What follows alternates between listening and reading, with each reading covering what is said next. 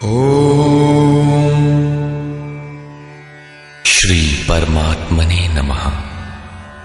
यथार्थ गीता श्रीमद् भगवद गीता उपशम।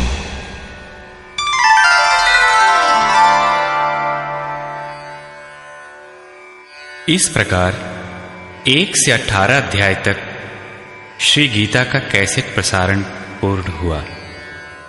अब प्रस्तुत है यथार्थ गीता के प्रणेता अनंत श्री विभूषित परम आदरणीय पूज्य गुरुदेव स्वामी अड़गड़ानंद जी महाराज के श्रीमुख से उन्हीं के शब्दों में गीता का सारांश।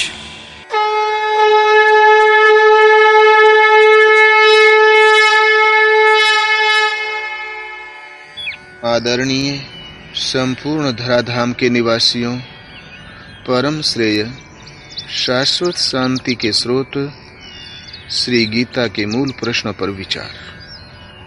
प्रायः टीकाओं में लोग नई बात खोजते हैं, किंतु वस्तुतः सत्य तो सत्य है।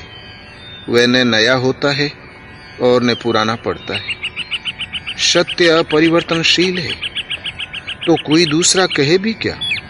यदि कहता है तो उसने पाया नहीं। प्रत्येक महापुरुष यदि चलकर उस लक्ष्य तक पहुंच गया तो एक ही बात कहेगा। वह समाज के बीच दरार नहीं डाल सकता। यदि डालता है तो सिद्ध है उसने पाया नहीं। श्री कृष्ण भी उसी सत्य को कहते हैं जो पूर्व मनुष्यों ने देखा था, पाया था, और भविष्य में होने वाले महापुरुष भी यदि पाते हैं तो यही कहेंगे। महापुरुष और उनकी कार्य प्रणाली। महापुरुष दुनिया में सत्य के नाम पर फैली और सत्य से प्रतीत होने वाली कुरीतियों का शमन करके कल्याण का पथ प्रशस्त कर देते हैं। ये पथ भी दुनिया में पहले से रहता है, किंतु उसी के समांतर उसी की तरह भासने वाले अनेक पथ प्रचलित हो जाते हैं। उनमें से सत्य को छांटना कठिन हो जाता है कि वस्तुतः सत्य है क्या। महापुरुष सत्य स्थित होने से उनमें सत्य की पहचान करते हैं, उसे निश्चित करते हैं और उस सत्य की ओर अभिमुख होने के लिए समाज को प्रेरित करते हैं। यही राम ने किया, महावीर ने किया, यही महात्मा बुद्ध ने किया, यही ईशा ने किया और यही प्रयास मोहम्मद ने किया। कबीर, गुरु नानक इत्यादि सब ने यही किया। महापुरुष जब दुनिया से उठ जाता है तो पीछे के लोग उसके बताए मार्ग पर न चलकर उसके जन्म स्थल, मृत्यु स्थल और उन स्थलों को पूजने लगते हैं जहां वे गए थे। क्रमशः वे उनकी मूर्ति बनाकर पूजने लगते हैं। यद्यपि आरंभ में वे उनकी स्मृति ही संजोते हैं, किंतु कालांतर में भ्रम में पड़ जाते हैं और वही भ्रम रूढ़ी का रूप ले लेता है। योगेश्वर श्री कृष्ण ने भी तत्सामयिक समाज में सत्य के नाम पर पनपे हुए रीति रिवाजों का खंडन करके समाज को प्रशस्त पथ पर खड़ा कर दिया। अध्याय 2:16 में उन्होंने कहा, अर्जुन, असत वस्तु का तो अस्तित्व नहीं है और सत का तीनों कालों में अभाव नहीं है। भगवान होने के कारण ये मैं अपनी ओर से नहीं कह रहा हूं, बल्कि इनका अंतर तत्वदर्शियों ने देखा और वही मैं कहने जा रहा हूं। 13वें अध्याय में उन्होंने क्षेत्रज्ञ का वर्णन उसी प्रकार किया जो ऋषि भीर बहुधा गीतम ऋषियों द्वारा प्राय गाया जा चुका था। 18वें अध्याय में त्याग और संन्यास का तत्व बताते हुए उन्होंने 4 मतों में से एक का चयन किया और उसे अपना समर्थन दिया। संन्यास।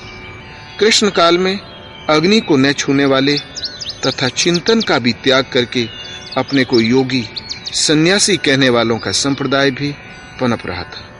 उसका खंडन करते हुए उन्होंने स्पष्ट किया कि ज्ञान मार्ग तथा भक्ति मार्ग दोनों में से किसी भी मार्ग के अनुसार कर्म को त्यागने का विधान नहीं। कर्म तो करना ही होगा। कर्म करते करते साधना इतनी सूक्ष्म हो जाती है कि सर्व संकल्पों का अभाव हो जाता है। वह पूर्ण संन्यास है। बीच रास्ते में संन्यास नाम की कोई वस्तु नहीं है। केवल क्रियाओं को त्याग देने से तथा अग्नि न छूने से न तो कोई सन्यासी होता है और न योगी, जिसे अध्याय 2, 3, 5, 6 और विशेषकर 18वें अध्याय में देखा जा सकता है। कर्म। ऐसी ही भ्रांति कर्म के संबंध में भी मिलती है।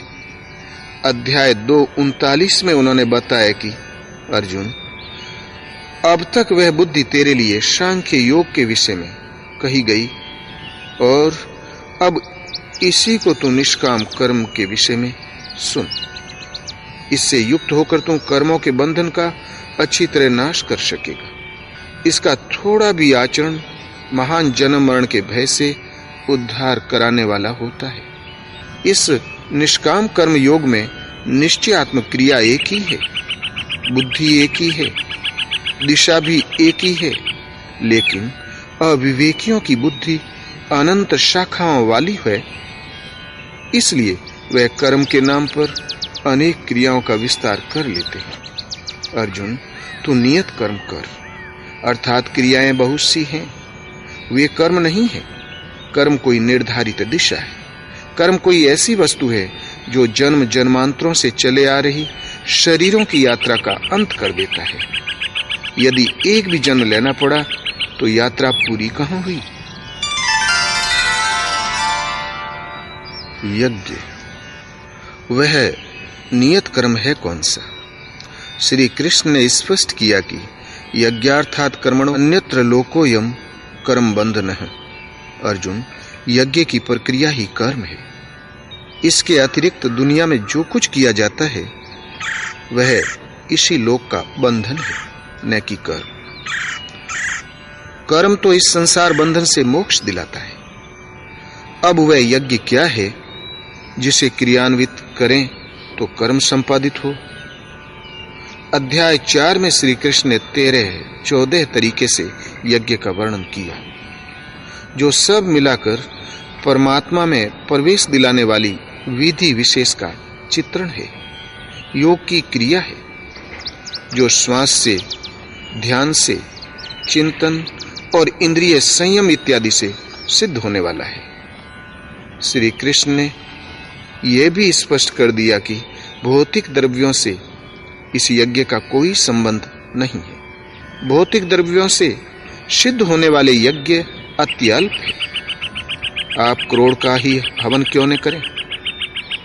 संपूर्ण यज्ञ मन और इंद्रियों की अंतः क्रिया से सिद्ध होने वाले हैं। पूर्ण होने पर यज्ञ जिसकी सृष्टि करता है, उस अमृत तत्व की जानकारी का नाम ज्ञान है। उस ज्ञानामृत का पान करने वाले योगी सनातन ब्रह्म में प्रवेश पा जाते हैं। जिसमें प्रवेश पाना था पा ही लिया, तो फिर उस पुरुष का कर्म किए जाने से कोई प्रयोजन नहीं है। इसलिए यावन मात्र कर्म उस साक्षात्कार सहित ज्ञान में शेष हो जाते हैं। कर्म करने के बंधन से वह मुक्त हो जाता है। इस प्रकार निर्धारित यज्ञ को कार्य रूप देना कर्म है। कर्म का शुद्ध अर्थ है आराधना। इस नियत कर्म, यज्ञार्थ कर्म अथवा तदर्थ कर्म के अतिरिक्त गीता में अन्य कोई कर्म नहीं है। इसी पर श्री कृष्ण ने स्थान स्थान पर बल दिया। अध्याय 6 में इसी को उन्होंने कार्यम कर्म कहा। अध्याय 16 में बताया कि काम, क्रोध और लोभ के त्याग देने पर ही वह कर्म आरंभ होता है जो परम श्रेय को दिलाने वाला है। सांसारिक कर्मों में तो जो जितना व्यस्त है, उसके पास काम, क्रोध और लोभ उतने ही अधिक सजे सजाए दिखते हैं। इसी नियत कर्म को उन्होंने शास्त्र विधानोक्त कर्म की संज्ञा दी। गीता अपने में पूर्ण शास्त्र है। सर्वोपरि शास्त्र वेद है। वेदों का सार उपनिषद है और उन सब का सारांश योगेश्वर श्री कृष्ण की यही वाणी गीता है। 17वें और 18वें अध्याय में भी शास्त्र विधि से निर्धारित कर्म, नियत कर्म, कर्तव्य कर्म और पुण्य कर्म से इंगित करके उन्होंने बारंबार दृढ़ाया कि नियत कर्म ही परम कल्याणकारक है। योगेश्वर श्री कृष्ण के इतना बल देने पर भी आप उस नियत कर्म को न करके श्री कृष्ण का कहना न मानकर उल्टी सीधी कल्पना करते हैं कि जो कुछ भी संसार में किया जाता है कर्म है, कुछ भी त्यागने की जरूरत नहीं है, केवल फल की कामना न करो, हो गया निष्काम कर्म योग, कर्तव्य भावना से करो, हो गया कर्तव्य योग, कुछ भी करो, नारायण को समर्पण कर दो, हो गया समर्पण योग। इसी प्रकार यज्ञ का नाम आते ही हम भूत यज्ञ, पितृयज्ञ, पंच यज्ञ, विष्णु के निमित्त किया जाने वाला यज्ञ गढ़ लेते हैं और उसकी क्रिया में स्वाहा बोलकर खड़े हो जाते हैं। यदि श्री कृष्ण ने स्पष्ट न कहा हो तो हम कुछ भी करें, यदि बताया है तो जितना कहा है उतना ही मान ले, किंतु हम मान नहीं पाते। विरासत में अनेक रीति रिवाज, पूजा पद्धतियां हमारे मस्तिष्क को जकड़े हुए हैं। बाह्य वस्तुओं को कदाचित हम बेचकर भाग भी सकते हैं, किंतु यह पूर्वाग्रह मस्तिष्क में बैठकर हमारे साथ चलते हैं। श्री कृष्ण के शब्दों को भी हम उन्हीं के अनुरूप ढालकर ग्रहण करते हैं। युद्ध। यदि यज्ञ और कर्म दो प्रश्न ही यथार्थ समझ लें तो युद्ध, वर्ण व्यवस्था, वर्ण संकर, ज्ञान योग, कर्म योग अथवा संक्षेप में संपूर्ण गीता ही आपकी समझ में आ जाए। अर्जुन लड़ना नहीं चाहता था, वह धनुष फेंककर रथ के पिछले भाग में बैठ गया, किंतु योगेश्वर श्री कृष्ण ने एकमात्र कर्म की शिक्षा देकर कर्म को केवल दृढ़ाया ही नहीं, बल्कि अर्जुन को उस कर्म पर चला भी दिया। युद्ध हुआ, इसमें संदेह नहीं। गीता के 15-20 श्लोक ऐसे हैं जिनमें बार बार कहा गया, अर्जुन तू युद्ध कर, किंतु एक भी श्लोक ऐसा नहीं है जो बाहरी मार काट का समर्थन करता हो। द्रष्टव्य है अध्याय 2, 3, 11, 15 और 18, क्योंकि जिस कर्म पर बल दिया गया वह था नियत कर्म, जो एकांत देश के सेवन से, चित्त को सब ओर से समेट कर ध्यान करने से होता है। यदि गीतोक्त कल्याण युद्ध करने वालों के लिए ही है तो आप गीता का पिंड छोड़ दें। आपके समक्ष अर्जुन जैसे युद्ध की कोई परिस्थिति तो है नहीं। वस्तुतः तब भी वह परिस्थिति विद्यमान थी और आज भी ज्यों की त्यों है। जब चित्त को सब ओर से समेटकर आप हृदय देश में ध्यान करने लगेंगे तो काम, क्रोध, राग, द्वेष आदि विकार आपके चित्त को टिकने नहीं देंगे। उन विकारों से संघर्ष करना, उनका अंत करना ही युद्ध है। विश्व में युद्ध होते ही रहते हैं, किंतु उससे कल्याण नहीं अपितु विनाश होता है। उसे शांति कह लें अथवा परिस्थिति, अन्य कोई शांति इस दुनिया में नहीं मिलती। शांति तभी मिलती है जब ये आत्मा अपने शाश्वत को पाले। यही एकमात्र शांति है जिसके पीछे अशांति नहीं है, किंतु ये शांति साधन गम्य है। उसी के लिए नियत कर्म का विधान है।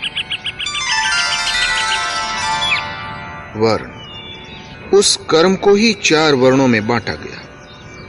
चिंतन में लगते तो सभी हैं, किंतु कोई श्वास प्रश्वास की गति रोकने में सक्षम होगा तो कोई आरंभ में 2 घंटे चिंतन में बैठकर 10 मिनट भी अपने पक्ष में नहीं पाता।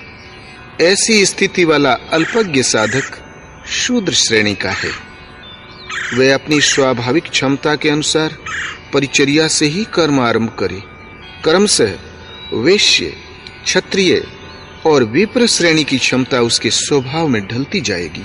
वह उन्नत होता जाएगा, किंतु वह ब्राह्मण श्रेणी भी दोष युक्त है, क्योंकि अब भी वह ब्रह्म अलग है।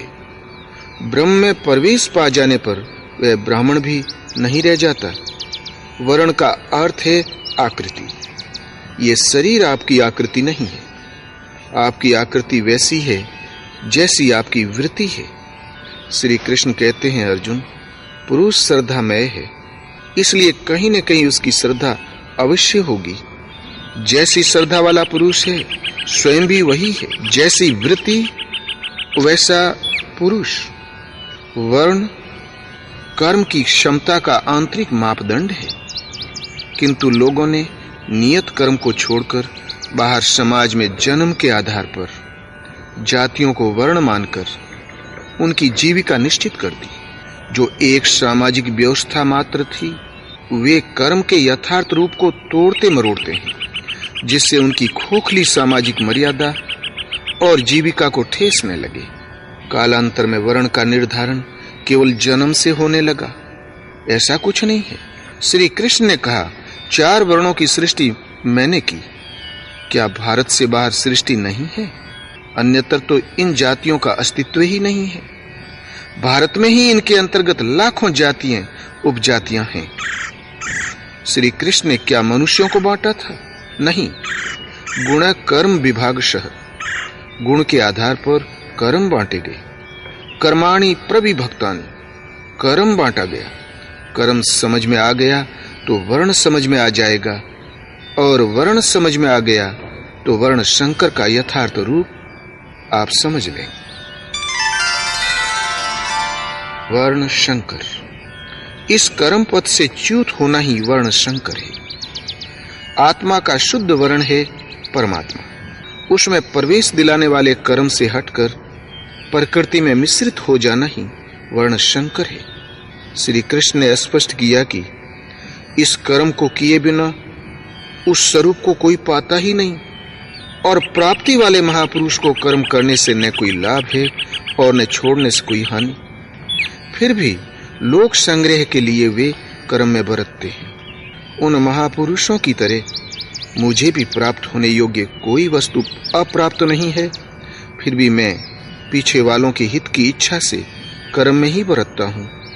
यदि न करूं तो सभी वर्ण संकर हो जाएं। स्त्रियों के दूषित होने से वर्ण संकर होना तो सुना गया, किंतु यहाँ श्री कृष्ण कहते हैं कि स्वरूपस्थ महापुरुष कर्म न करे तब लोग वर्ण संकर हो जाते हैं। उस महापुरुष की नकल करके आराधना बंद कर देने से वे प्रकृति में भटकते रहेंगे, वर्ण संकर हो जाएंगे, क्योंकि इस कर्म को करके ही उस परम निष्कर्म्य की स्थिति को, अपने शुद्ध वर्ण परमात्मा को पाया जा सकता है।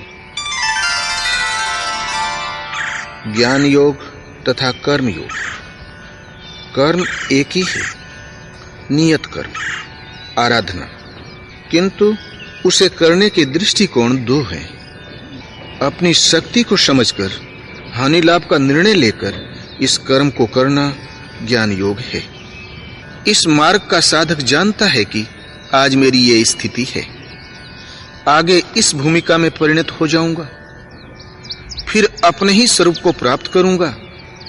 इस भावना को लेकर कर्म में प्रवृत्त होता है, अपनी स्थिति का ज्ञान रख कर चलता है, इसलिए ज्ञान मार्गी कहा जाता है। समर्पण के साथ उसी कर्म में प्रवृत्त होना, हानि लाभ का निर्णय इष्ट पर फेंक कर चलना निष्काम कर्म योग है, भक्ति मार्ग है। एक ही महापुरुष से शिक्षा लेकर एक स्वावलंबी होकर उस कर्म में प्रवृत्त होता है, और दूसरा उनसे शिक्षा लेकर उन्हीं पर निर्भर होकर प्रवृत्त होता है। बस अंतर इतना ही है। इसीलिए योगेश्वर श्री कृष्ण ने कहा, अर्जुन, सांख्य द्वारा जो परम सत्य मिलता है वही परम सत्य निष्काम कर्म योग द्वारा भी मिलता है। जो दोनों को एक देखता है वही यथार्थ देखता है। दोनों को क्रिया बताने वाला तत्वदर्शी एक है। क्रिया भी एक ही है, आराधना। कामनाओं का त्याग दोनों करते हैं, और परिणाम भी एक ही है, केवल कर्म करने का दृष्टिकोण 2 है। एक परमात्मा। नियत कर्म मन और इंद्रियों की एक निर्धारित अंतः क्रिया है। जब कर्म का यही स्वरूप है तो बाहर प्रतीक पूजना कहां तक संगत है। भारत में हिंदू कहलाने वाला समाज, जिनके पूर्वजों ने परम सत्य की शोध करके देश विदेश में उसका प्रचार किया, उस पथ पर चलने वाला विश्व में कहीं भी हो सनातन धर्मी ही है। इतना गौरवशाली हिंदू समाज कामनाओं से विवश होकर विविध भ्रांतियों में पड़ गया। श्री कृष्ण कहते हैं, अर्जुन, देवताओं के स्थान पर देवता नाम की कोई शक्ति नहीं है। जहां कहीं भी मनुष्य की श्रद्धा झुकती है, उसकी ओट में खड़ा होकर मैं ही फल देता हूं, उसकी श्रद्धा को पुष्ट करता हूं, क्योंकि मैं ही सर्वत्र हूं। किंतु उनका वह पूजन अविधि पूर्वक है, उनका फल नाशवान है।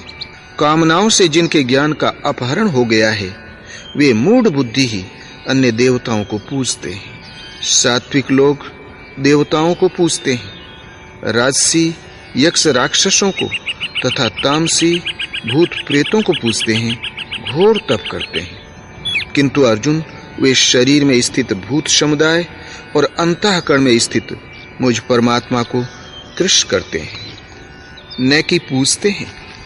उन्हें निश्चय ही तू आसुरी स्वभाव से संयुक्त जान, असुर जान। इससे अधिक श्री कृष्ण क्या कहते? उन्होंने स्पष्ट कहा, अर्जुन, ईश्वर सभी प्राणियों के हृदय में रहता है, केवल उसी की शरण जाओ। पूजा की स्थली हृदय में है, बाहर नहीं। फिर भी लोग पत्थर पानी देवी देवताओं का पीछा करते ही हैं।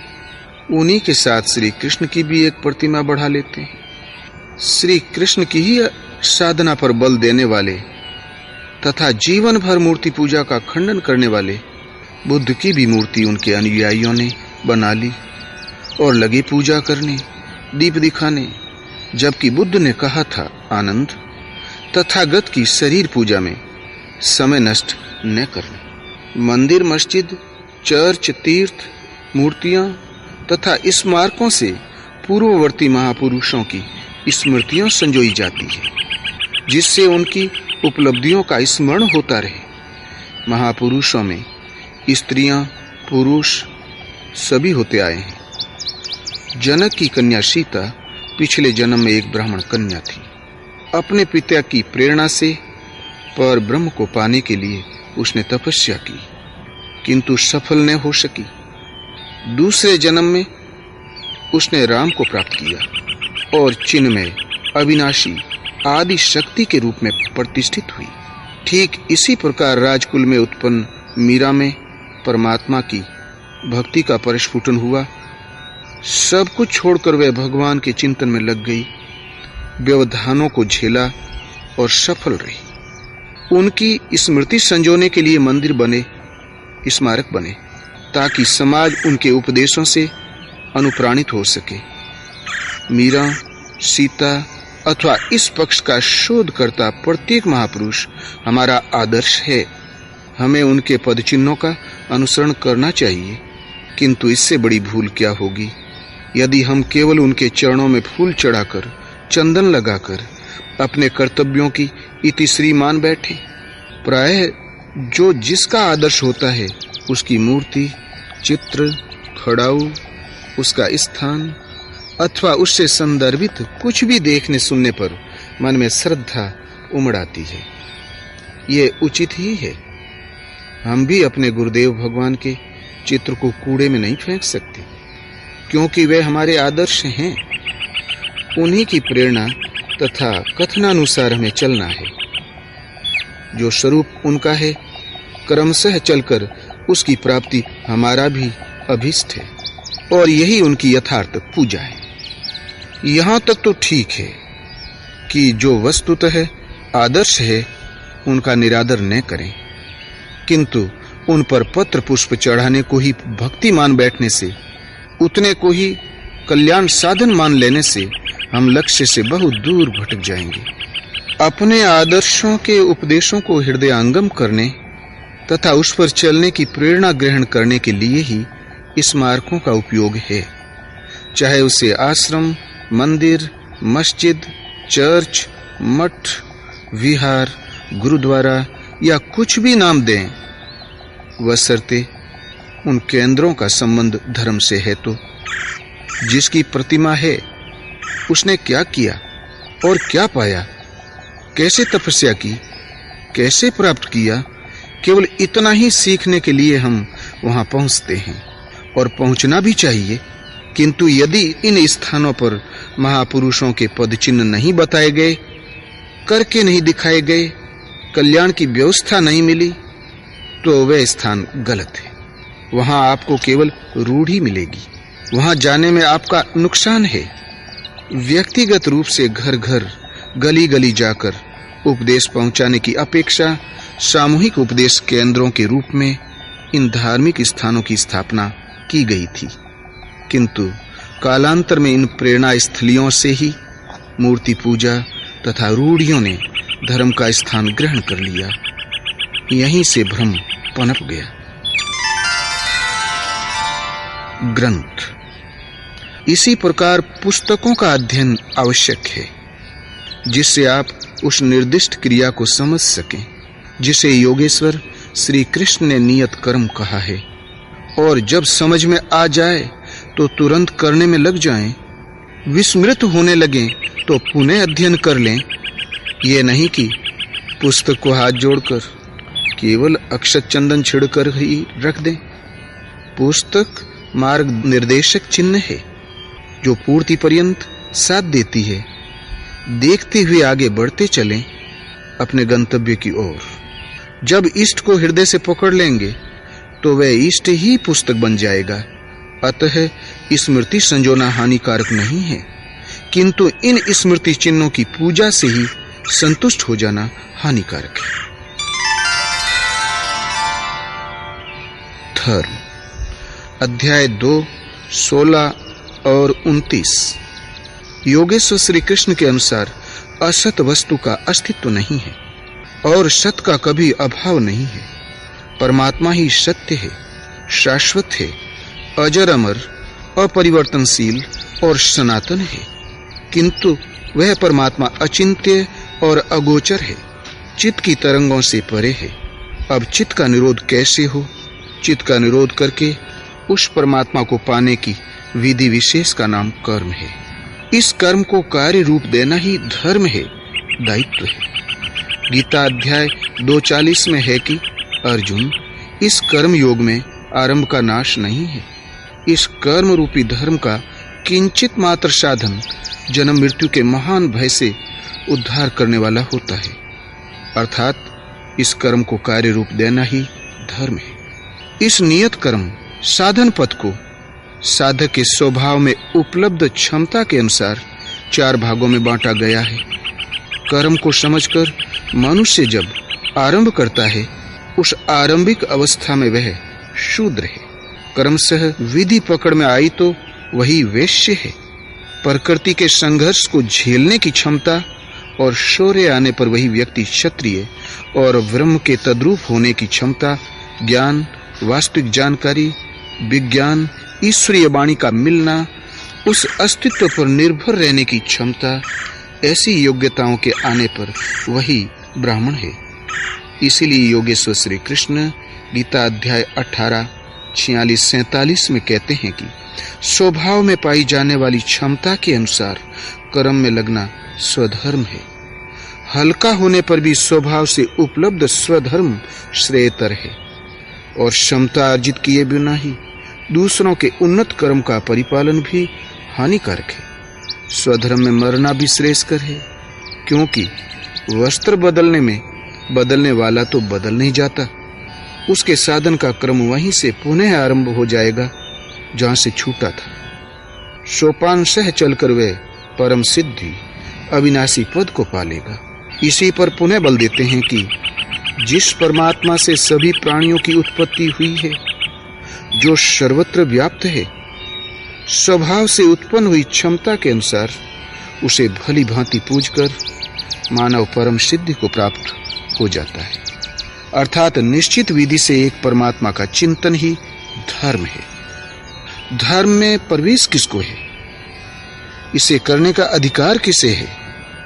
इसे स्पष्ट करते हुए योगेश्वर ने बताया कि अर्जुन, अत्यंत दुराचारी भी यदि अनन्य भाव से मुझे भजता है, अनन्य अर्थात अन्य न, मुझे छोड़कर अन्य किसी को भी न भजकर केवल मुझे भजता है, तो क्षिप्रम भवति धर्मात्मा, वह शीघ्र ही धर्मात्मा हो जाता है। उसकी आत्मा धर्म से संयुक्त हो जाती है। अतः श्री कृष्ण के अनुसार धर्मात्मा वह है जो एक परमात्मा में अनन्य निष्ठा से लग गया है। धर्मात्मा वह है जो एक परमात्मा की प्राप्ति के लिए नियत कर्म का आचरण करता है। धर्मात्मा वह है जो स्वभाव से नियत क्षमता के अनुसार परमात्मा की शोध में संलग्न है। अंत में कहते हैं कि सर्वधर्मान परित्यज्य मामेकम शरणं व्रज। अर्जुन, सारे धर्मों की चिंता छोड़कर एक मेरी शरण में हो जा। अतः एक परमात्मा के प्रति समर्पित व्यक्ति ही धार्मिक है। एक परमात्मा में श्रद्धा स्थिर करना ही धर्म है। उस एक परमात्मा की प्राप्ति की निश्चित क्रिया को करना धर्म है। इस स्थिति को प्राप्त महापुरुष, आत्मतृप्त महापुरुषों का सिद्धांत ही सृष्टि में एकमात्र धर्म है। उनकी शरण में जाना चाहिए कि उन महापुरुषों ने कैसे उस परमात्मा को पाया, किस मार्ग से चले। वह मार्ग सदा एक ही है। उस मार्ग से चलना धर्म है। धर्म मनुष्य के आचरण की वस्तु है। वह आचरण केवल एक है। व्यवसायत्मिका बुद्धि ही रेके है कुरु नंदन 2:41। इस कर्म योग में निश्चयात्मक क्रिया एक ही है। इंद्रियों की चेष्टा और मन के व्यापार को संयमित कर आत्मा में प्रातपर ब्रह्म में प्रवाहित करना। धर्मांतरण। सनातन धर्म के आदि देश भारत में कुरीतियां यहां तक पनपी कि मुसलमानों के आक्रमण के समय उनका धर्म आक्रमकों के हाथ का एक ग्रास चावल खाने से, 2 घूंट पानी पीने से नष्ट होने लगा। धर्म भ्रष्ट घोषित हजारों हिंदुओं ने आत्महत्या कर ली। धर्म के लिए वे मरना जानते थे, लेकिन धर्म समझें तब तो। धर्म तो हो गया छुई मुई। छुई मुई का पौधा छूने पर मुरझा जाता है, किंतु छूटते ही पनप जाता है। उसका सनातन धर्म तो ऐसा मुरझाया कि कभी नहीं पनपा। जिस सनातन आत्मा को भौतिक वस्तुएं स्पर्श भी नहीं कर पाती, वह कहीं छूने खाने से नष्ट होती हैं। आप तलवार से मरे, धर्म छूने से मर गया। क्या सचमुच धर्म नष्ट हुआ था? कदापि नहीं। धर्म के नाम पर कोई कुरीति पल रही थी, वह नष्ट हुई। गृहस्थों का अधिकार। प्रायः लोग पूछते हैं कि जब कर्म का यही स्वरूप है जिसमें एकांत देश का सेवन, इंद्रिय संयम, निरंतर चिंतन और ध्यान करना है, तब तो गीता गृहस्थों के लिए अनुपयोगी है। तब तो गीता केवल साधुओं के लिए है। किंतु ऐसा कुछ भी नहीं है। गीता मूलतः उनके लिए है जो इस पथ का पथिक है, और अंशतः उसके लिए भी है जो इस पथ का पथिक बनना चाहता है। गीता मानव मात्र के लिए समान आशय रखती है। सद्गृहस्थों के लिए तो इसका विशेष उपयोग है, क्योंकि वहीं से कर्म आरंभ होता है। श्री कृष्ण ने कहा था, अर्जुन, इस निष्काम कर्म योग में आरंभ का भी नाश नहीं होता। इसका थोड़ा भी साधन जन्म मरण के महान भय से उद्धार करने वाला होता है। आप ही बताएं, थोड़ा साधन कौन करेगा? गृहस्थ अथवा विरक्त? गृहस्थ ही इसके लिए थोड़ा समय देगा। यह उसके लिए ही है। अध्याय 4:36 में कहा, अर्जुन, यदि तू संपूर्ण पापियों से भी अधिक पाप करने वाला है, तब भी ज्ञान रूपी नौका से निसंदेह पार हो जाएगा। अधिक पापी कौन है? जो अनवरत लगा है वह, अथवा जो अभी लगना चाहता है? अतः सद्गृहस्थ आश्रम से ही कर्म का आरंभ है। अध्याय 6 37-45। अर्जुन ने पूछा, भगवान, शिथिल प्रयत्न वाला श्रद्धावान पुरुष परम गति को न पाकर किस दुर्गति को प्राप्त होता है? श्री कृष्ण ने कहा, अर्जुन, योग से चलायमान हुए शिथिल प्रयत्न वाले पुरुष का कभी विनाश नहीं होता। वह योग भ्रष्ट श्रीमानो शुचि नाम श्रीमताम गेह शुद्ध सत्य आचरण वालों के यहाँ जन्म लेकर योगी कुल में प्रवेश पा जाता है, साधन की ओर आकर्षित होता है और अनेक जन्मों में चलकर वहीं पहुंच जाता है जिसका नाम परम गति अर्थात परम धाम है। यह शिथिल प्रयत्न कौन करता है? योग भ्रष्ट होकर वह कहां जन्म लेता है? वह गृहस्थ ही तो बना, वहीं से वह साधनों उन्मुख होता है। अध्याय 9:30 में उन्होंने कहा कि अत्यंत दुराचारी भी यदि अनन्य भाव से मुझे भजने लगे तो वह साधु ही है, क्योंकि वह निश्चय के साथ सही रास्ते पर लग गया है। अत्यंत दुराचारी कौन होगा? जो भजन में प्रवृत्त हो गया वह, अथवा वह जिसने अभी आरंभ ही नहीं किया। अध्याय 9:32 में कहा, स्त्री, वेश्य, शूद्र तथा पाप योनि वाले ही क्यों न हो, मेरे आश्रित होकर साधन करने से परम गति पाते हैं। हिंदू हो, ईसाई हो, मुसलमान हो, श्री कृष्ण ऐसा कुछ नहीं कहते। अत्यंत दुराचारी पातकी ही क्यों न हो, मेरी शरण होकर परम गति पाते हैं। अतः गीता मानव मात्र के लिए है। सदगृहस्थ आश्रम से ही इस कर्म का आरंभ है। कर्मशः वही सदगृहस्थ योगी बनता है, पूर्ण त्यागी हो जाता है और तत्व का दिग्दर्शन कर परम में प्रवेश पा जाता है, जिसे श्री कृष्ण ने कहा कि ज्ञानी मेरा स्वरूप है। स्त्री, गीता के अनुसार शरीर एक वस्त्र है।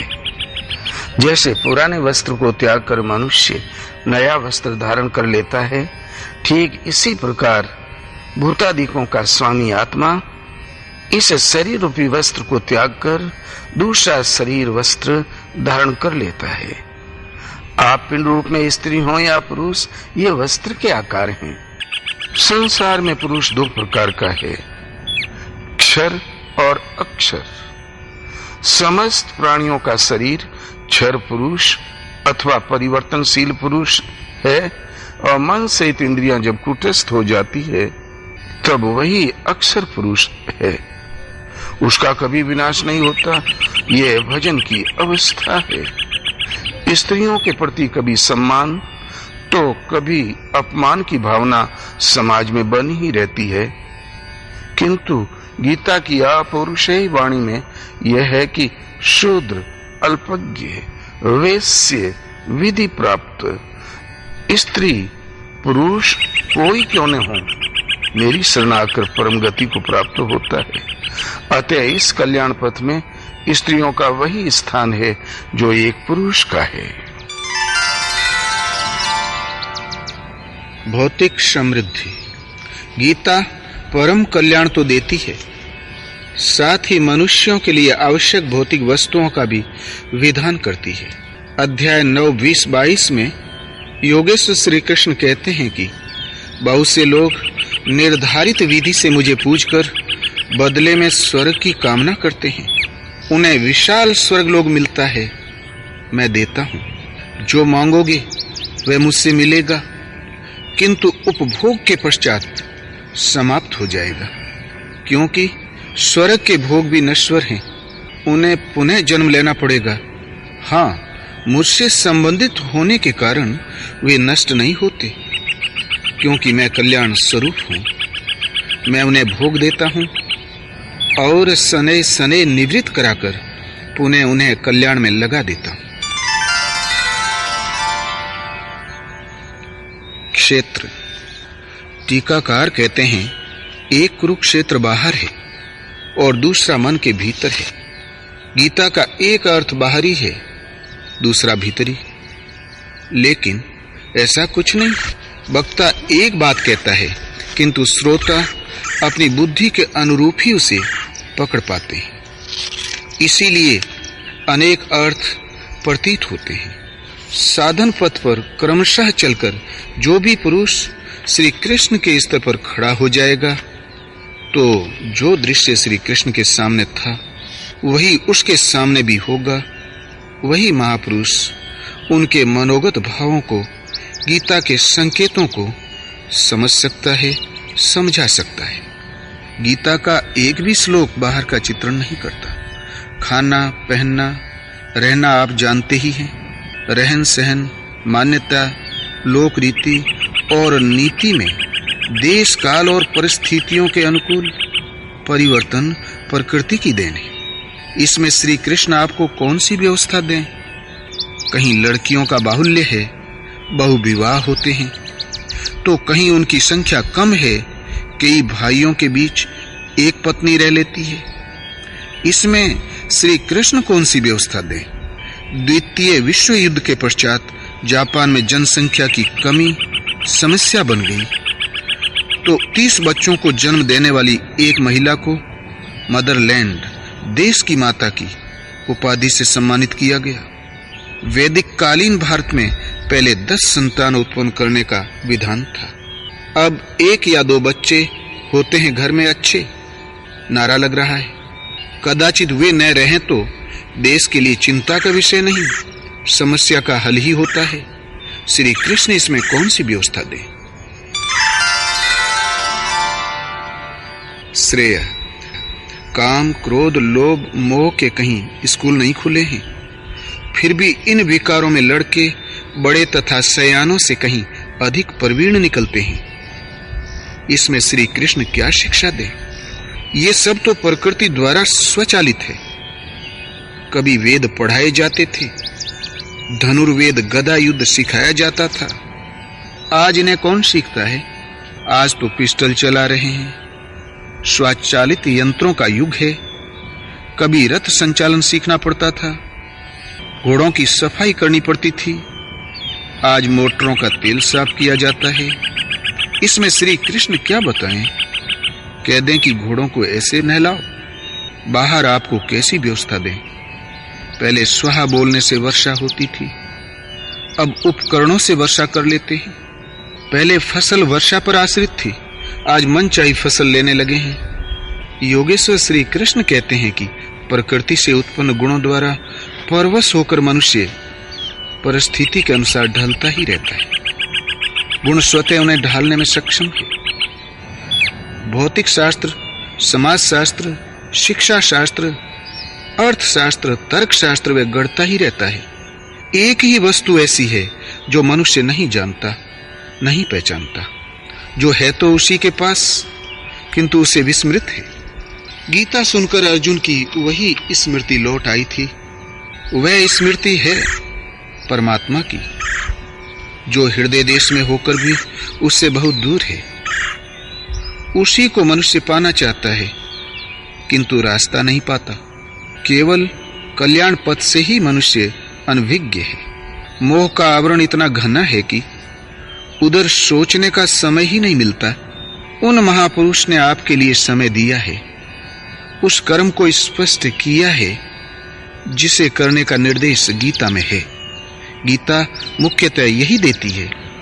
भौतिक वस्तुएं भी उससे मिलती है, किंतु श्रेय की तुलना में प्रेय नगण्य है। योग प्रदाता योगेश्वर श्री कृष्ण के अनुसार कल्याण पथ की जानकारी, उसका साधन और उसकी प्राप्ति सद्गुरु से होती है। इधर उधर तीर्थों में बहुत भटकने या बहुत परिश्रम से यह तब तक नहीं मिलता जब तक किसी संत द्वारा न प्राप्त किया जाए। अध्याय 3:34 में श्री कृष्ण ने कहा, अर्जुन, तू किसी तत्वदर्शी महापुरुष के पास जाकर भली प्रकार दंड प्रणाम कर, निष्कपट भाव से सेवा करके, प्रश्न करके उस ज्ञान को प्राप्त कर। प्राप्ति का एकमात्र उपाय है किसी महापुरुष का सानिध्य और उनकी सेवा। उनके अनुसार चलकर योग की संसिद्धि काल में पाएगा। अध्याय 18 में उन्होंने बताया कि परिज्ञाता अर्थात तत्वदर्शी महापुरुष, ज्ञान अर्थात जानने की विधि, ज्ञेय, परमात्मा, तीनों कर्म के प्रेरक है। अतः श्री कृष्ण के अनुसार महापुरुष ही कर्म के माध्यम है, न कि केवल पुस्तक। किताब तो एक नुस्खा है। नुस्खा रटने से कोई निरोग नहीं होता, बल्कि उसे अमल में लाना है। नरक अध्याय 16 में आसुरी संपद का वर्णन करते हुए योगेश्वर श्री कृष्ण ने बताया कि अनेक प्रकार से भ्रमित चित्त वाले, मोह में फंसे आसुरी स्वभाव वाले मनुष्य अपवित्र नरक में गिरते हैं। प्रश्न स्वाभाविक है कि नरक है कैसा और किसे कहते हैं। इसी क्रम में स्पष्ट करते हैं कि मुझसे द्वेष रखने वाले नराधमों को मैं बारंबार आसुरी योनियों में गिराता हूं, अजस्र आसुरी योनियों में गिराता हूं। यही नरक है। इस नरक का द्वार क्या है? उन्होंने बताया कि काम, क्रोध और लोभ नरक के 3 द्वार हैं, जिनमें आसुरी संपद गठित होती है। अतः बारंबार कीट, पतंग, पशु इत्यादि योनियों में आना ही नरक है। पिंडदान। प्रथम अध्याय में विषादग्रस्त अर्जुन को आशंका थी कि युद्ध जनित नरसंहार से पितरलोग पिंडदान और अर्पण से वंचित हो जाएंगे, पितर गिर जाएंगे। इस पर भगवान श्री कृष्ण ने कहा कि अर्जुन, तुझे यह अज्ञान कहां से हो गया? पिंडोदक क्रिया को योगेश्वर ने अज्ञान कहा और बताया कि जिस प्रकार जीर्ण शीर्ण वस्त्र को त्याग कर मनुष्य नया वस्त्र धारण कर लेता है, ठीक इसी प्रकार यह आत्मा जीर्ण शरीर को छोड़कर तत्काल शरीर रूपी नवीन वस्त्र को ग्रहण कर लेता है। यहाँ शरीर मात्र एक वस्त्र है, और जब आत्मा ने केवल वस्त्र बदला, वह मरा नहीं, नश्वर शरीर को ही बदला है, उसकी व्यवस्थाएं पूर्ववत है, तो इस भोजन, पिंडदान, आसन, शैया, सवारी, आवास या जल इत्यादि से किसे तृप्त किया जाता है? यही कारण है कि योगेश्वर ने इसे अज्ञान कहा।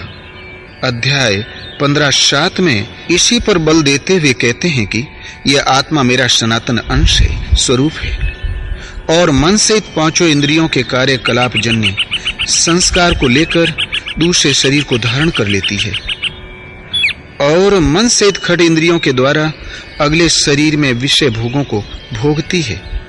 आत्मा ने जिस शरीर को धारण किया वहां भी भोग सामग्री उपलब्ध है, फिर पिंडदान क्यों दिया जाता है? पिंडदान कैसा?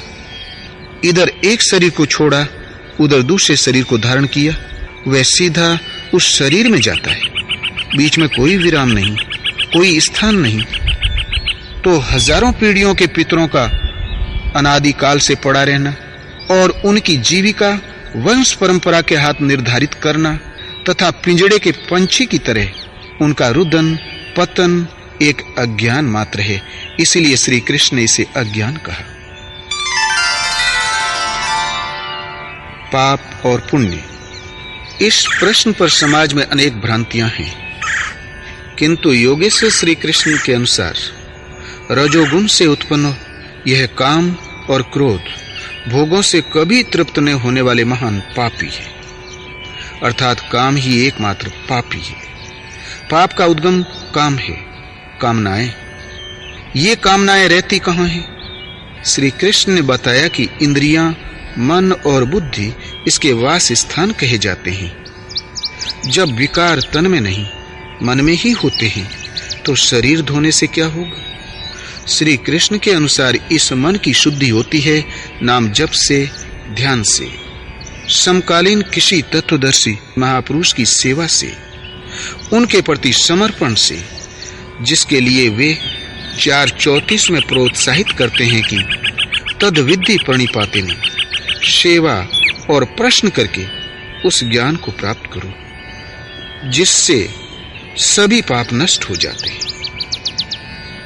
अध्याय 3:13 में उन्होंने कहा कि यज्ञ से शेष बचे अन्न को खाने वाले संत जन संपूर्ण पापों से छूट जाते हैं और जो शरीर के लिए कामना करते हैं वे पापी पाप ही खाते हैं। यहाँ यज्ञ चिंतन की एक निश्चित क्रिया है जिससे मन में निहित चराचर जगत के संस्कार जल जाते हैं। शेष केवल ब्रह्म ही बसता है।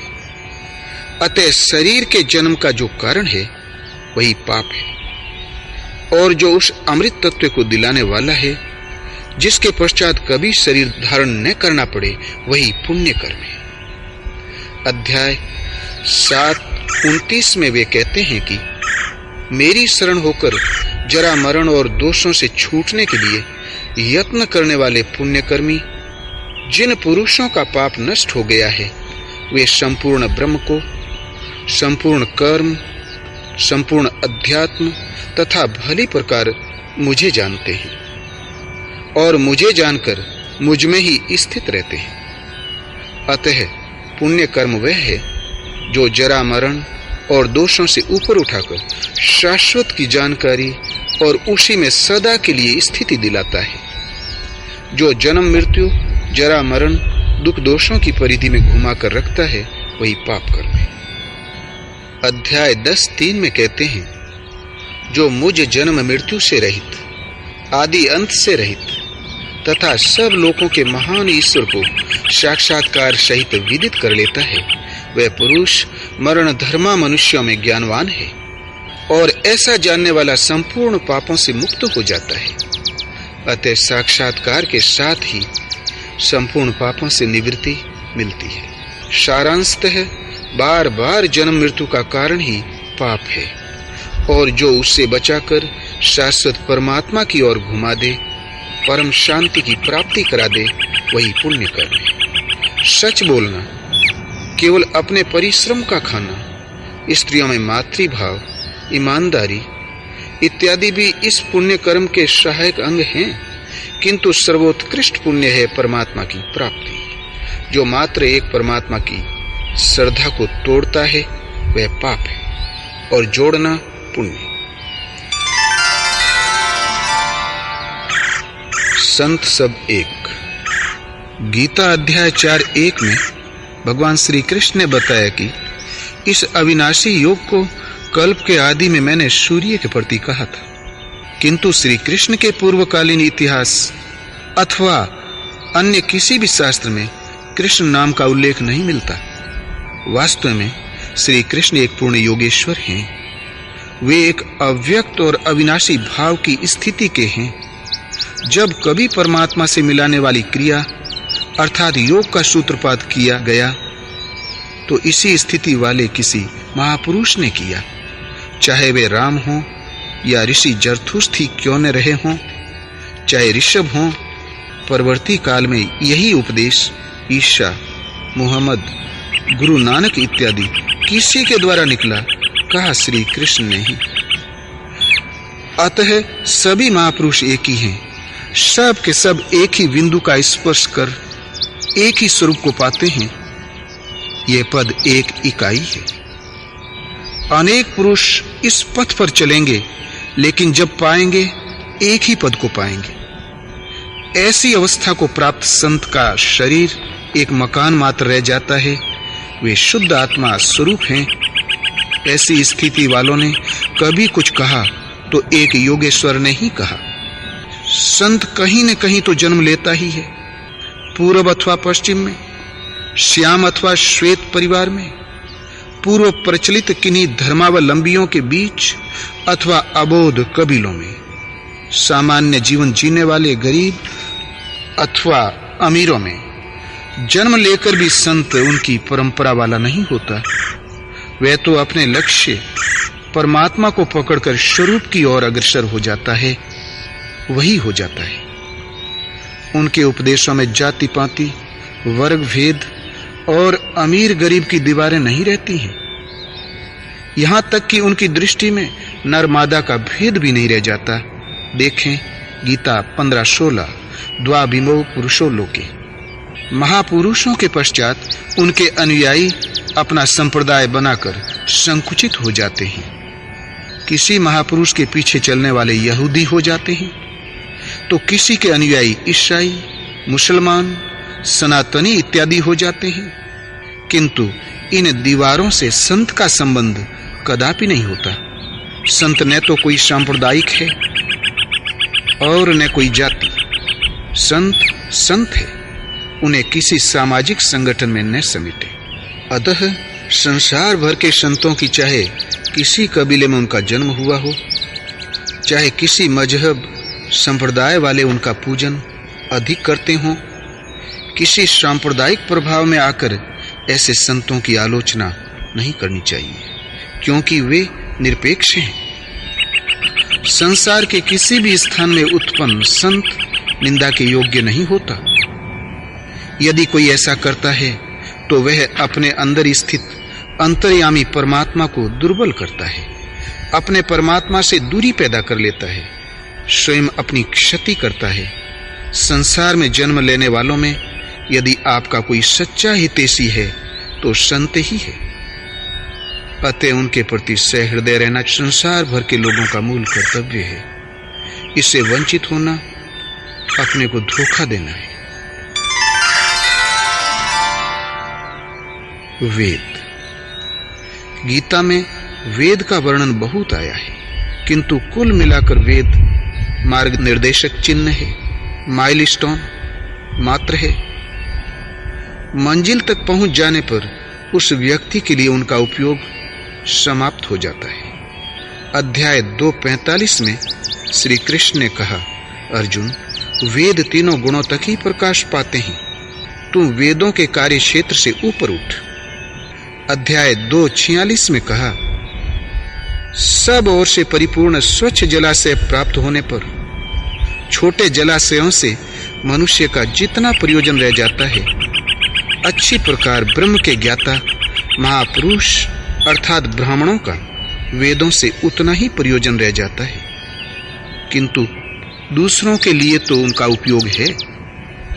अध्याय 8:28 में कहा, अर्जुन, मुझे तत्व से भली भांति जान लेने पर योगी वेद, यज्ञ, तप, दान इत्यादि के पुण्य फलों को पार कर सनातन पद को प्राप्त हो जाता है।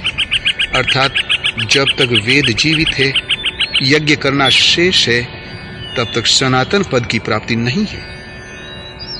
अध्याय 15:1 में बताया, ऊपर परमात्मा ही जिसका मूल है, नीचे कीट पतंग पर्यंत प्रकृति जिसकी शाखा पर शाखा है। संसार ऐसा पीपल का एक अविनाशी वृक्ष है। जो इसे मूल सहित जानता है वह वेद का ज्ञाता है। इस जानकारी का स्रोत महापुरुष है, उनके द्वारा निर्दिष्ट भजन है, पुस्तक या पाठशाला भी उन्हीं की ओर प्रेरित करते हैं। ओम। श्री कृष्ण के निर्देशन में ओम के जप का विधान पाया जाता है। अध्याय 7-8 ओंकार मैं हूं, 8-13 ओम को जप और मेरा चिंतन कर। अध्याय 9-17 जानने योग्य पवित्र ओंकार मैं हूं। अध्याय 10-33 अक्षरों में आकार मैं हूं। 10-25 वचनों में एक अक्षर मैं हूं। अध्याय 17-23 ओम तत्व और सत ब्रह्म का परिचायक है। 17-24 यज्ञ दान और तप की क्रियाएं ओम से ही प्रारंभ होती है। अतः श्री कृष्ण के अनुसार ओम का जप नितांत आवश्यक है, जिसकी विधि किसी अनुभवी महापुरुष से सीखे।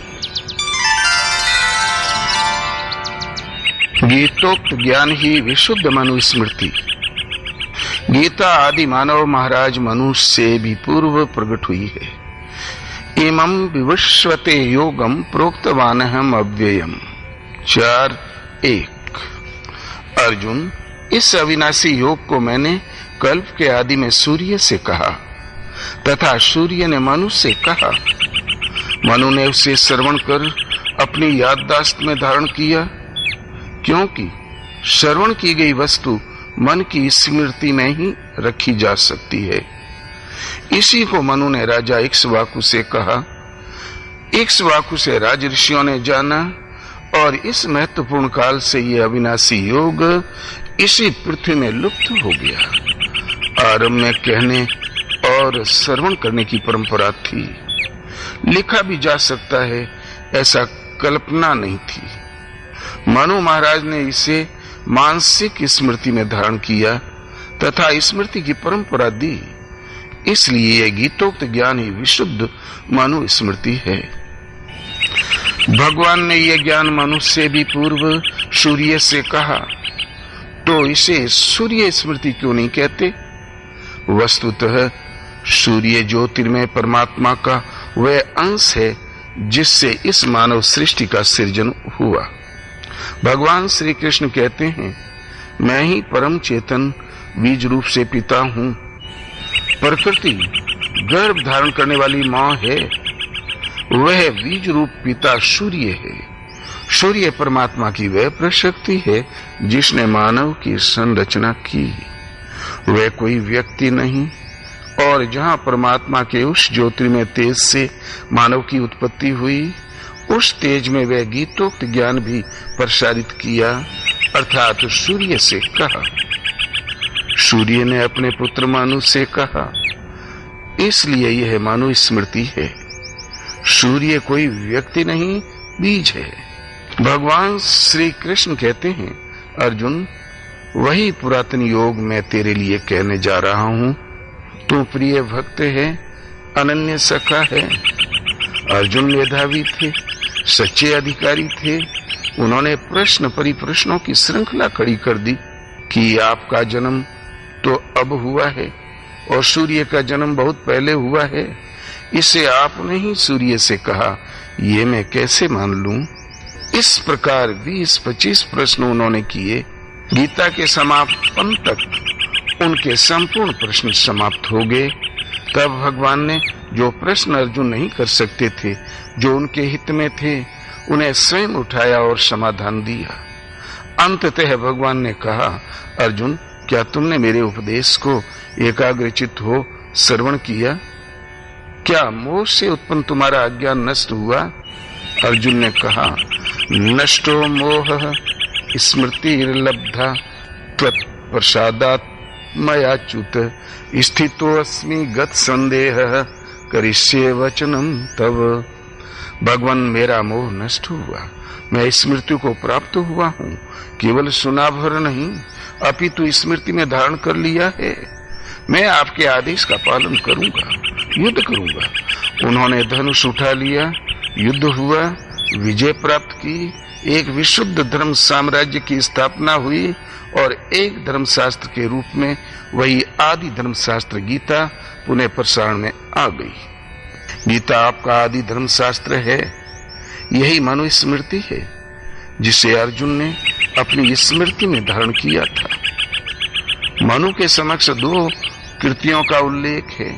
एक तो पिता से उपलब्ध गीता, दूसरे वेद मनु की समक्ष उतरे, तीसरी कोई कृति मनु के समय में प्रकट नहीं हुई थी। उस समय लिखने लिखाने का प्रचलन नहीं था, कागज कलम प्रचलन नहीं था, इसलिए ज्ञान को श्रुत अर्थात सुनने और स्मृति पटल पर धारण करने की परंपरा थी। जिनसे मानवों का प्रादुर्भाव हुआ, सृष्टि के प्रथम मानव उन मनु महाराज ने वेद को श्रुति तथा गीता को स्मृति का सम्मान दिया। वेद मनु के समक्ष उतरे थे, उन्हें सुने, ये सुनने योग्य हैं। बाद में भले ही इसे भूल जाएं तो कोई क्षति नहीं, किंतु गीता स्मृति है, सदा स्मरण रखें। यह हर मानव को सदा रहने वाला जीवन, सदा रहने वाली शांति और सदा रहने वाली समृद्धि, ऐश्वर्य संपन्न जीवन प्राप्त कराने वाला ईश्वरीय गायन है। भगवान ने कहा, अर्जुन, यदि तू अहंकारवश मेरे उपदेश को नहीं सुनेगा तो विनष्ट हो जाएगा। अर्थात गीता के उपदेशों की अवहेलना करने वाला नष्ट हो जाता है। अध्याय 15 के अंतिम श्लोक 15-20 में भगवान ने कहा, इति गुह्यतमं शास्त्र मिदम् उक्तम् मया नघ। ये गोपनीय से भी अति गोपनीय शास्त्र मेरे द्वारा कहा गया। इसे तत्व से जानकर तू समस्त ज्ञान और परम श्रेय की प्राप्ति कर लेगा।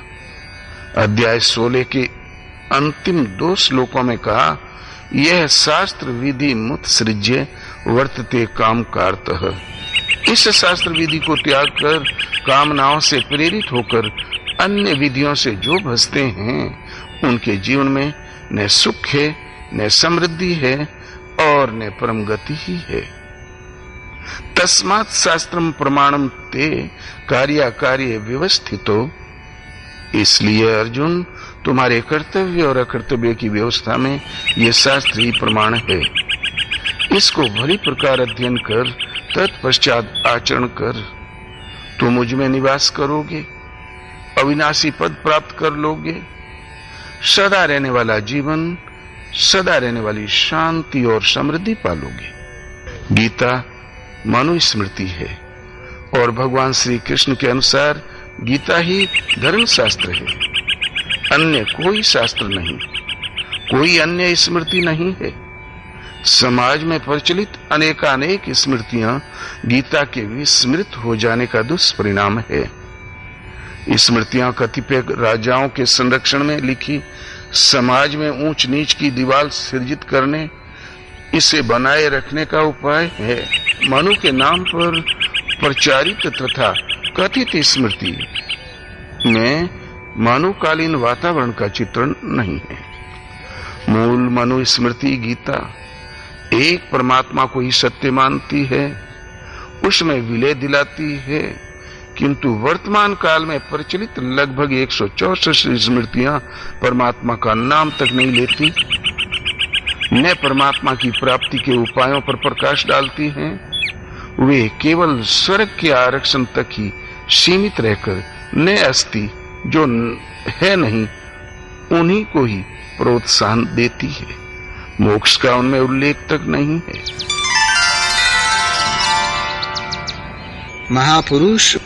महापुरुष बाह्य तथा आंतरिक, व्यवहारिक तथा आध्यात्मिक, लोक रीति और यथार्थ वेद रीति दोनों की जानकारी रखता है।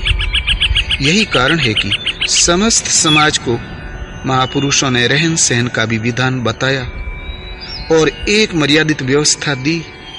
वशिष्ठ, शुक्राचार्य, स्वयं योगेश्वर श्री कृष्ण, महात्मा बुद्ध, मूसा, ईसा, मोहम्मद, रामदास, दयानंद, गुरु गोविंद सिंह इत्यादि सहस्रों महापुरुषों ने ऐसा किया, किंतु ये व्यवस्थाएं सामयिक होती हैं।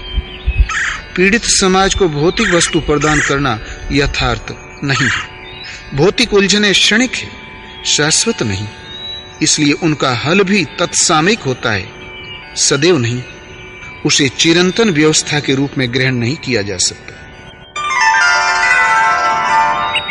व्यवस्थाकार सामाजिक विकृतियों को महापुरुष सुलझाया करते हैं।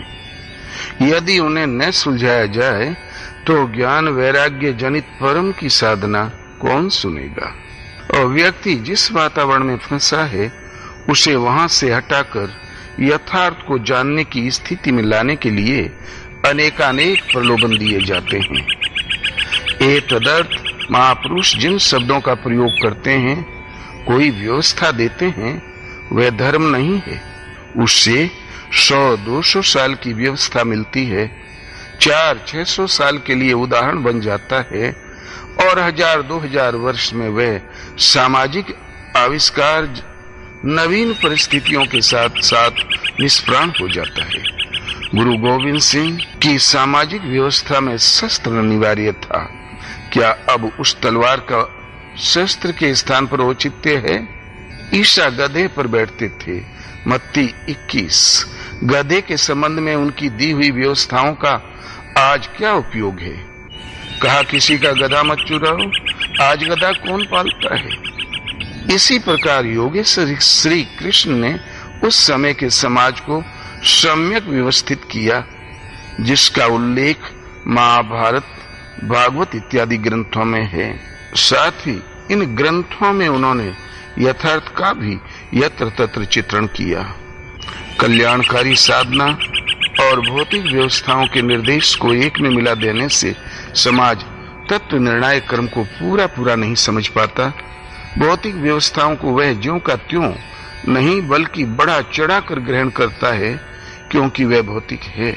महापुरुष ने कहा, ऐसा कहकर इन व्यवस्थाओं के लिए महापुरुषों की दुहाई भी देते हैं।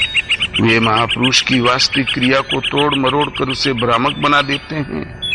वेद, रामायण, महाभारत, बाइबिल, कुरान सब के प्रति पूर्वाग्रह युक्त धूमिल धारणाएं शेष हैं। बाह्य धरातल पर जीवन यापन करने वाला समाज उनके कथन का स्थूल से ही ग्रहण कर पाता है।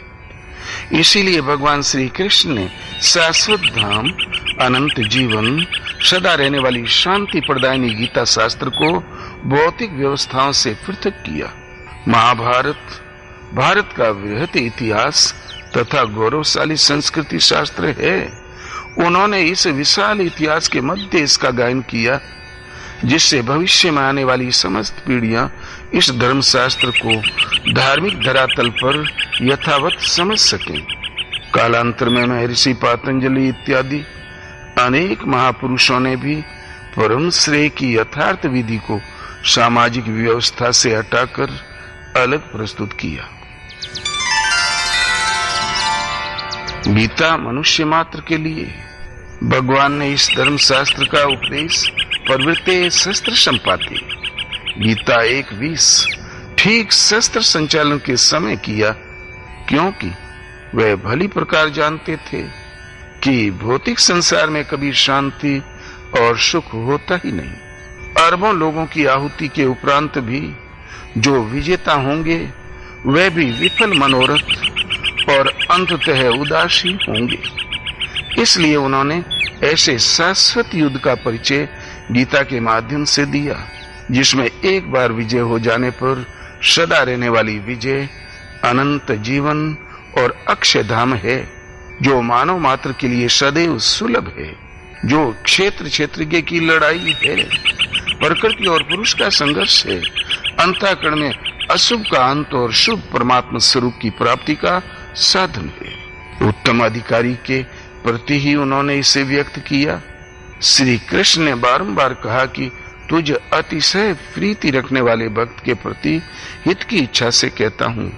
यह अति गोपनीय है। अंत में उन्होंने कहा, जो भक्त नहीं है तो प्रतीक्षा करो, उसे रास्ते पर लाओ, फिर उसी के लिए कहो। ये मनुष्य मात्र के लिए यथार्थ कल्याण का एकमात्र साधन है, जिसका क्रमबद्ध वर्णन कृष्णोक्त गीता है। प्रस्तुत टीका। योगेश्वर श्री कृष्ण के द्वारा प्रसारित श्री मद्भगवद गीता के आशय का यथावत अनुवाद करने के कारण प्रस्तुत टीका का नाम यथार्थ गीता है। यह भगवान की अंतस प्रेरणा पर आधारित है। गीता अपने में पूर्ण साधन ग्रंथ है। संपूर्ण गीता में संदेह का एक भी स्थल नहीं है। जहाँ कहीं संदेह है वह बौद्धिक स्तर पर इसे जाना नहीं जा सकता, इसलिए प्रतीत होता है। अतः कहीं समझ न आए तो किसी तत्वदर्शी महापुरुष के सानिध्य में समझने का प्रयास करें। भगवान का कहना है, तद विद्धि प्रणिपातेन परिप्रश्नेन सेविया उपदेक्षन्ति ते ज्ञानम ज्ञानिनस्तत्वदर्शिनः। ओम शांति शांति शांति। यथार्थ गीता योगेश्वर श्री कृष्ण की परम पुनीत वाणी श्रीमद् भगवद गीता का ही अर्थ है। इसमें आपके हृदय में स्थित परमात्मा की प्राप्ति के विधान का प्राप्ति के पश्चात किया गया चित्रण है।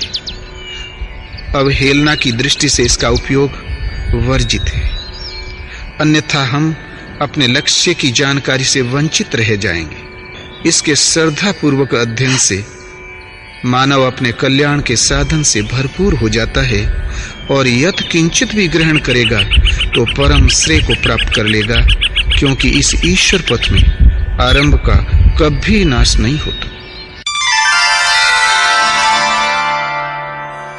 अंतिम निवेदन। गीता मानव के मूल कमियों को दूर करती है। यह 18 अध्याय गीता के कैसेट श्रवण से आप समझ ही जाएंगे, जिसका प्रथम पुष्प पारब्रह्म परमेश्वर की संतानों को सादर समर्पित है। आज तारीख 20/2/94। ओम शांति शांति शांति।